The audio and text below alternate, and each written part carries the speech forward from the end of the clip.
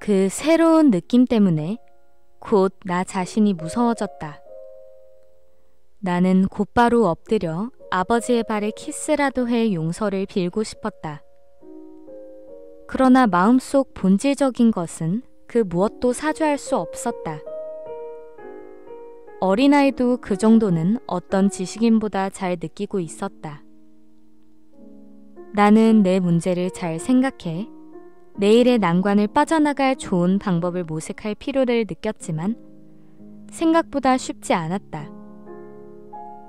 또 달라져버린 집안의 분위기에 익숙해지기 위해 저녁 내내 애를 써야만 했다.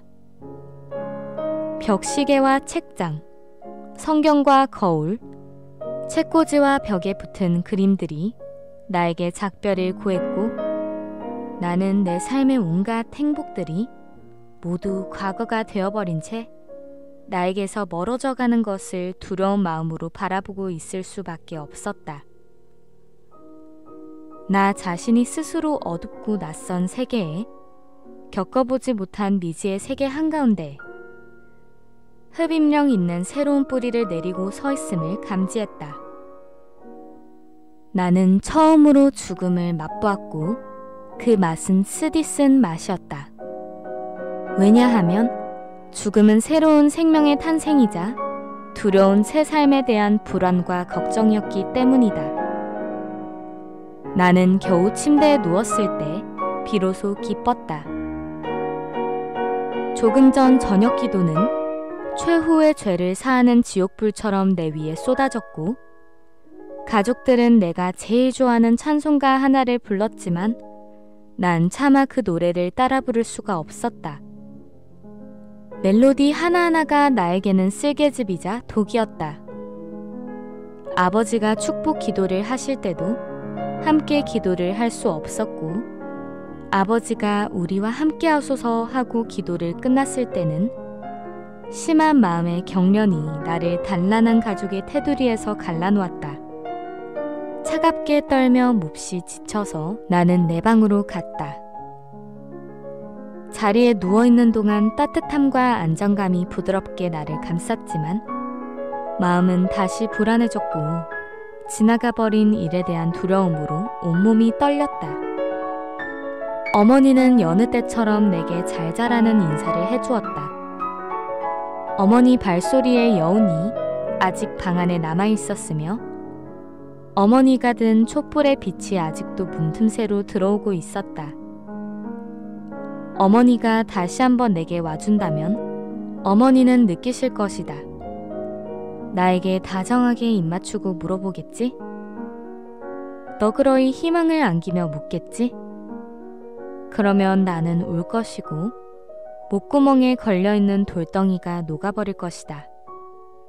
어머니의 품에 안겨 용서를 빌면 모든 것은 다 해결되고 나는 구원을 받을 수 있을 것이다. 문틈새로 비치던 촛불의 빛이 다 사라져버린 후에도 나는 한동안 귀를 기울이며 그렇게 되기를 그래야만 한다고 간절히 원하고 있었다. 얼마 후 나는 다시 낮의 일을 떠올렸고 적의 눈을 응시했다. 나는 또렷하게 그를 보았다. 그는 실눈을 뜨고 야비한 웃음을 지었다. 그를 바라보면 바라볼수록 이젠 도무지 피할 길이 없다는 절망감이 커졌으며 그의 얼굴은 점점 더 크고 악마처럼 변해 내가 잠들 때까지 내 곁을 떠나지 않았다. 그런데 그날 밤 꿈에 크로머는 없었다. 그저 휴일의 평화와 환희에 둘러싸여 있는 부모님과 누나, 그리고 내가 한 배를 타고 있었다.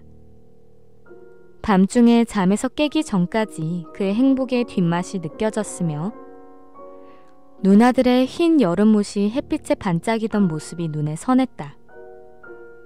그러다 나는 천상의 낙원에서 어느 한순간 현실로 굴러떨어져 다시 사악한 적의 눈과 마주 서 있었다. 다음날 아침 어머니가 왜 늦게까지 잠자리에 누워있느냐고 소리쳤을 때 나는 창백한 안색이었고 어머니가 어디 아프냐고 묻자마자 토하고 말았다.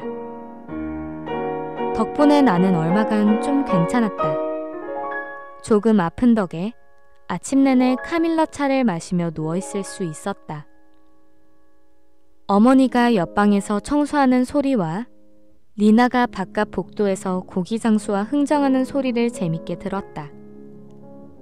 학교에 가지 않는 오전은 어떤 환상과 동화의 세계처럼 햇빛이 찬란하게 방안을 어른어른 비추었다. 학교의 초록 커튼에 가린 그런 햇살은 아니었다. 하지만 오늘은 그런 것도 흥미롭지 않았으며 뭔가 박자가 어긋난 멜로디 같았다. 그래, 만약 내가 죽어버린다면? 그러나 난 가끔 그랬던 것처럼 단지 조금 몸이 아플 뿐이었고 이 정도로는 아무것도 해결할 수가 없었다. 학교에 가지 않을 좋은 핑계였지만 11시에 시장에서 나를 기다리고 있을 크로머에게서는 보여주지 못했다. 어머니의 친절한 간호 역시 아무런 도움이 될 수 없었고 오히려 귀찮고 미안한 마음뿐이었다. 나는 곧 잠든 척하고 누워서 이런저런 생각을 해보았지만 아무 소용이 없었고 나는 11시에 시장에 가 있어야 했다. 그래서 10시쯤 일어나 몸이 다시 좋아졌다고 했다. 이럴 경우 대개 다시 자리에 눕거나 학교에 가야 했기 때문에 나는 학교에 가겠다고 했다. 계획 하나를 세워두었던 것이다. 돈 없이 크로머에게 갈 수는 없었기에 내 작은 저금통에 손을 댈 수밖에 없었다. 물론 그 안에도 돈이 충분하지 않다는 것은 잘 알고 있었다.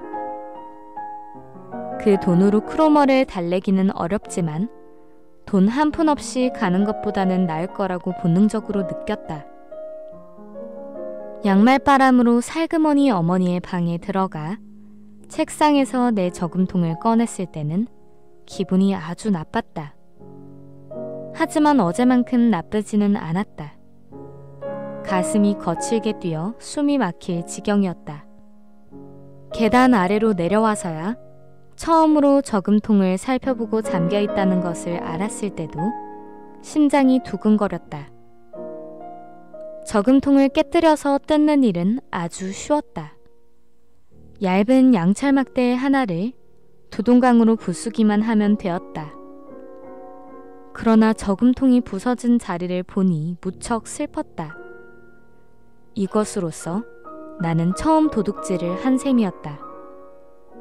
나는 그때까진 나쁜 짓이라곤 사탕이나 과일 같은 간식을 몰래 꺼내 먹은 정도의 일밖에 없었다. 이것이 비록 내 저금통이다 하더라도 나는 지금 도둑질을 한 셈이었다. 크로머와 그가 속한 세계에 내가 한 발 더 가까워졌고 그 세계에 빠져들지 않도록 저항했지만 계속해서 타락의 길로 빠져들고 있다는 것을 느꼈다. 하지만 이제 와서는 악마가 나를 데려간다 해도 되돌아갈 길이 없었다. 나는 불안함에 돈을 세어보았다. 저금통 안에 가득 찼던 돈이 막상 손안에 쥐고 보니 비참하게도 적었다. 65펜이었다. 나는 아래층 마루 밑에 저금통을 감추어 놓고 돈을 꼭 쥔 채 집을 나섰다. 지금까지 현관을 지나던 때와는 다른 기분이었다. 누군가 2층에서 나를 부르는 것만 같아서 얼른 도망쳐 나왔다.